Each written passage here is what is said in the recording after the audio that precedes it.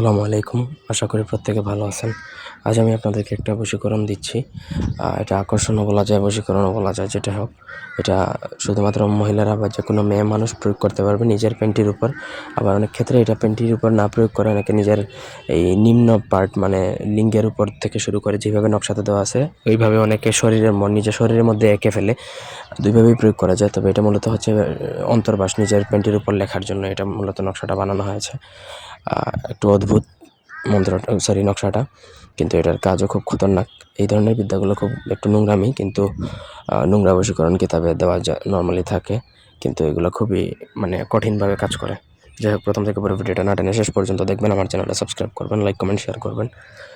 ব্যক্তিগত যে কোনো প্রয়োজন কিংবা যে কোনো কাজ আমাদেরকে দিয়ে করাতে চাইলে স্ক্রিনে দেওয়া নাম্বার আছে, সরাসরি ফোনে, হোয়াটসঅ্যাপে কিংবা ইমোতে যোগাযোগ করে যে কোনো কাজ করাতে পারবেন দেশে বা দেশের বাইরে থেকে।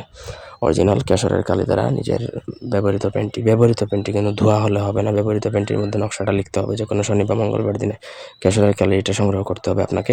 কেশরের কালি দ্বারা নকশাটা লিখবেন নিজের ব্যবহৃত পেনটির মধ্যে। নকশা লেখা শেষ হয়ে গেলে আপনাকে সেই পেনটিটা যে কোনো শরবতের মধ্যে ডুবিয়ে যাকে খাওয়াবেন সেই বশীভূত হবে। এক কথায় যাকে খাওয়াবেন সে, আপনার বাবা মা বা ভাই, যাকে খুশি, অফিসের বস থেকে শুরু করে সে যদি রাজা বাদশাহ হয়ে যায়, আপনার তাতে যায় আসে না। যাকে খাওয়াবেন মোট কথা সেই কিন্তু আপনার বশীভূত হয়ে যাবে।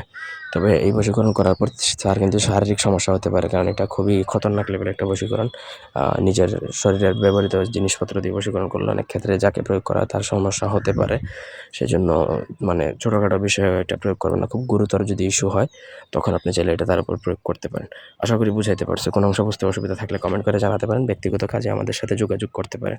ধন্যবাদ সবাইকে আমাদের সাথে থাকার জন্য। আল্লাহ হাফেজ।